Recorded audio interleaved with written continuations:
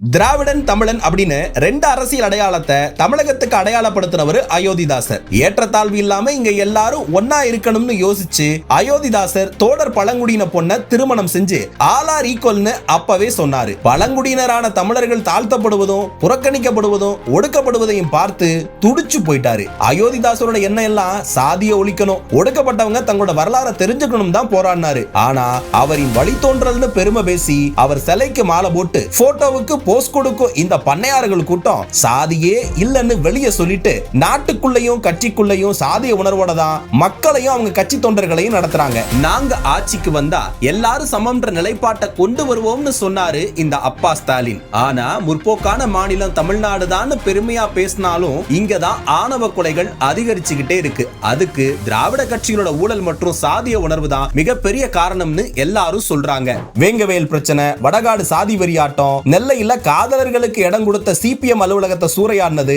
நெல்லை நாங்குநேரி மாணவன் சின்னதுரை தாக்கப்பட்டது, விழுப்புரம் மேல்பாதி கோயில் பிரச்சனை, புல்லட் ஓட்டியதற்காக கையை வெட்டினதுன்னு சட்ட ஒழுங்கு சீர்கெட்டும் ஒடுக்கப்பட்ட மக்களின் வாழ்க்கையில எப்போதும் அநீதிகள் நிகழ்ந்துகிட்டே தான் இருக்கு. அதை இந்த அரசாங்கம் எப்போதும் போல கண்டுக்காம தன்னோட குடும்பத்தை மட்டும் பார்த்துக்கிறாங்க. இந்த நிலையை மாற்ற சாமானியர்களோட துயர துடைக்க அயோத்திதாசர் சொன்ன மாதிரி இந்த மண்ணோட மைந்தர் தான் இந்த மண்ணை ஆளணும்ன்ற வரிக்கு ஏற்ற மாதிரி மக்களிடம் சாதி பேதமற்ற சமத்துவ மற்றும் சகோதரத்துவத்தை வளர்க்க அதை தன்னோட கட்சியின் கொள்கையா கொண்டுள்ள தாவேக தலைவர் விஜய் ஒடுக்கப்பட்ட மக்களோட குரலாவும் இந்த நாட்டினுடைய புதிய எதிர்காலமாகவும் இருப்பார்ன்றதுல மக்கள் நம்பிக்கையோட இருக்காங்க.